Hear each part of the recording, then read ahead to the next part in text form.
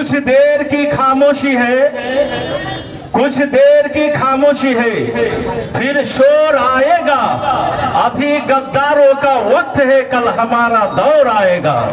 आज गद्दारों का वक्त है, कल हमारा दौर आएगा। और अंधेरी को चीरता हुआ एक नूर आएगा, अंधेरी को चीरता हुआ एक नूर आएगा। अभी फिरऔन आया है तो कल मूसा भी आएगा, अभी फिरऔन आया है तो कल मूसा भी आएगा। और तेरा सीना में, ऐ जालिमो, तेरा सीना में इतना दम नहीं कि तू मजलिस को मिटाएगा। ऐ जालिमो, तेरे सीना में इतना दम नहीं कि तुम मजलिस को मिटाएगा। कुछ दिन रुक जाओ, यहाँ पे असादुद्दीन ओवैसी भी आएगा। कुछ दिन रुक जाओ, यहाँ पे असादुद्दीन ओवैसी भी आएगा। और गुजरात के कसाई, कसाई को जानते हैं ना, गुजरात के कसाई, तू काटता है मुसलमानों का सर। और बंगाल के मुनाफिक, तू लूटती है मुसलमानों का घर। गुजरात की कसाई, तू काटता है मुसलमानों का सर। और बंगाल के मुनाफिक, तू लूटती है मुसलमानों का घर। अरे जालिमो, अपनी अपनी कुर्सियों का पेटी बांध लो। अरे जालिमो, अपनी अपनी कुर्सी के पेटी बांध लो। इसलिए के बंगाल में छोटा शेर अकबरुद्दीन भी आएगा। बंगाल में छोटा शेर अकबरुद्दीन भी आएगा।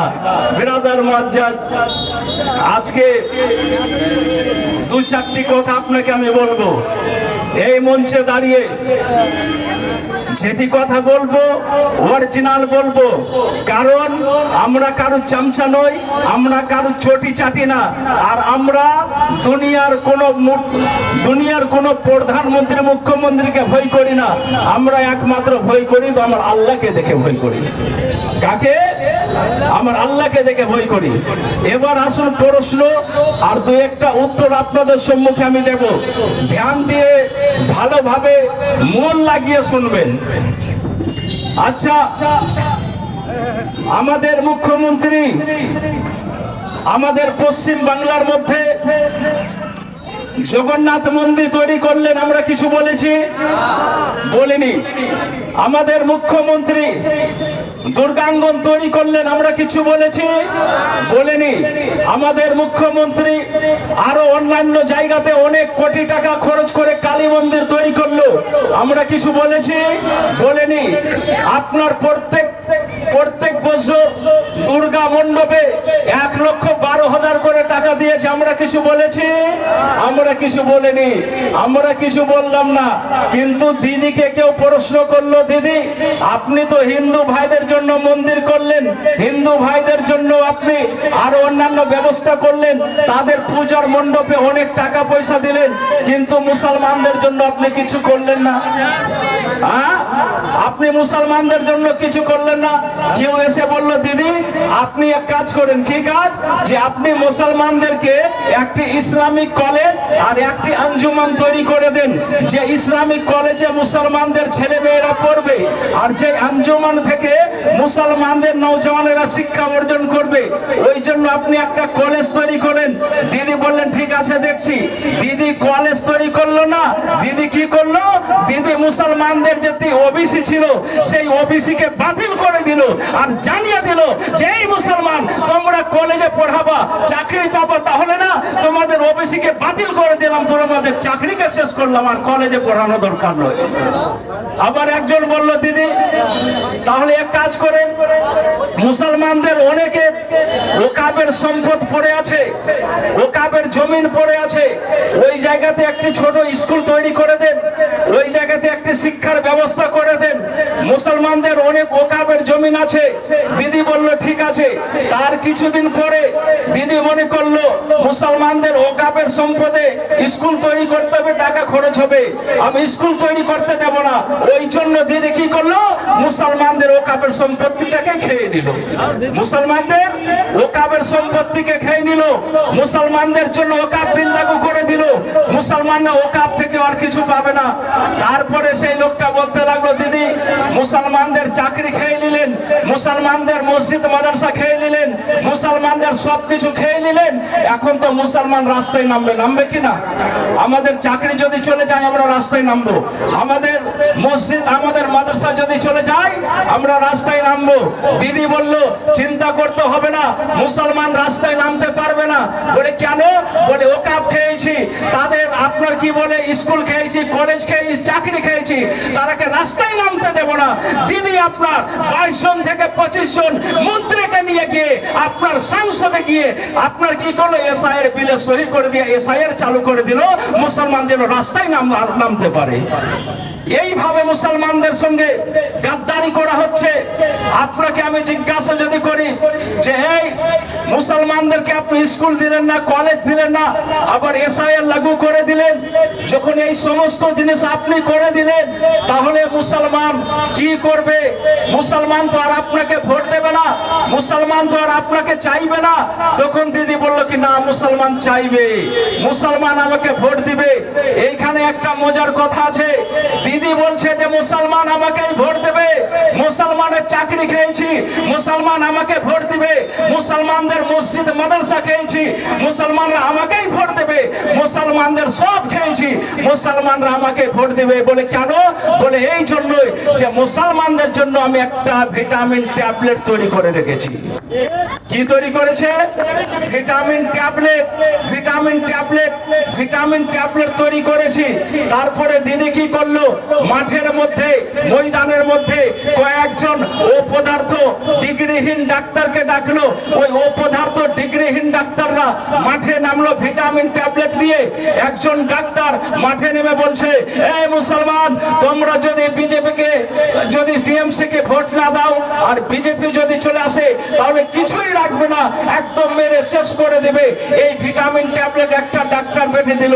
আর একটা ডাক্তার ময়দানে নামলো, নামার পরে বলছে, এই মুসলমান, যদি পশ্চিম বাংলায় বিজেপি চলে আসে তাহলে পশ্চিম বাংলায় মৌলবীরা দাঁড়িয়ে রাখতে পারবে না। এটা ভিটামিন ট্যাবলেট দিয়ে গেল। আর একটা অপদার্থ অযোগ্য আপনার অসভ্য আর একটা ডাক্তার নামলো ভিটামিন ট্যাবলেট নিয়ে, আর বলছে, এই মুসলমান, তোমরা যদি টিএমসি কে ভোট না দাও আর বিজেপি যদি চলে আসে তো গরুর মাংস খাওয়া যাবে না। কি খাওয়া যাবে না? গরুর মাংস খাওয়া যাবে না।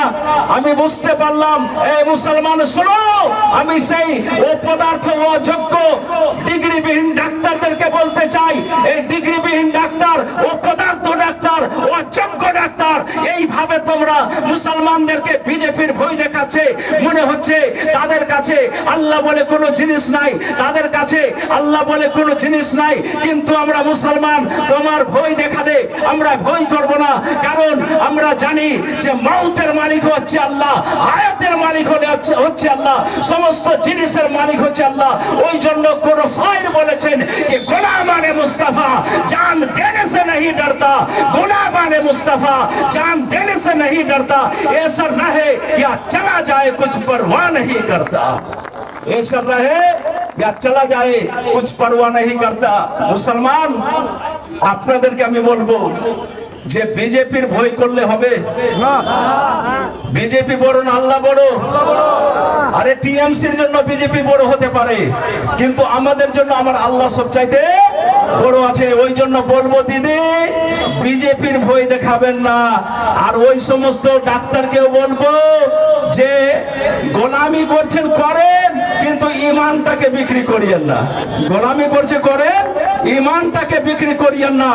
আজকে আমরা বুঝে গিয়েছি, আজকে আমরা জেনে গিয়েছি, আমাদেরকে কোনোদিন কংগ্রেসের বা টিএমসির কোনো ছায়াতলে থাকতে দেখেছেন?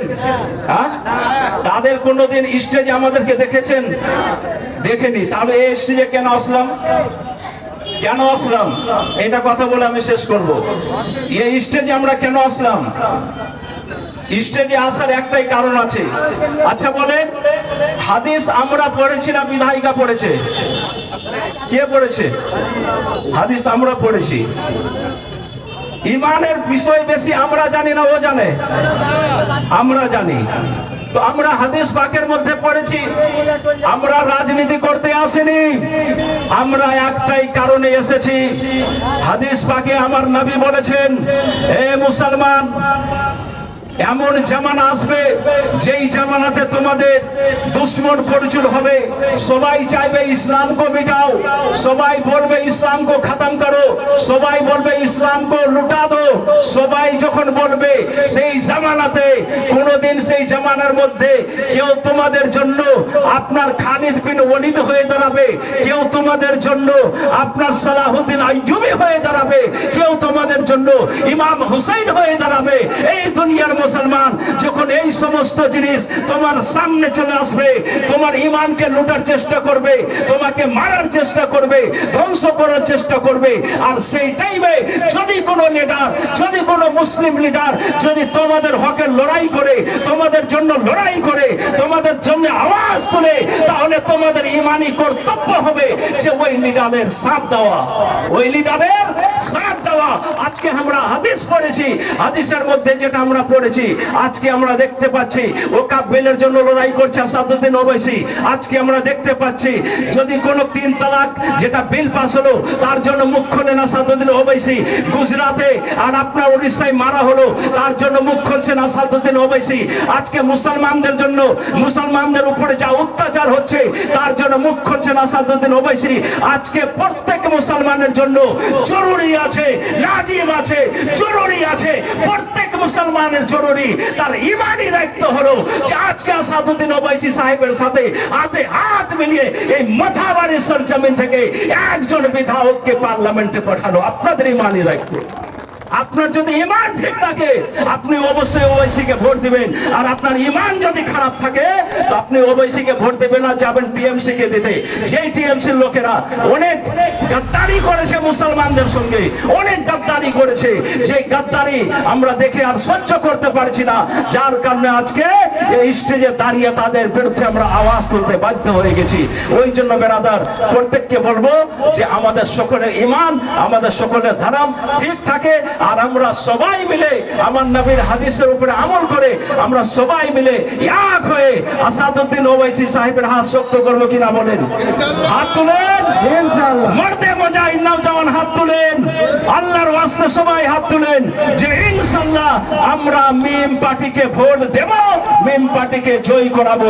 সবাই বলে নারায়ে তাকবীর, নারায়ে রিসালাত, নারায়ে হায়দারি, নারায়ে হায়দারি।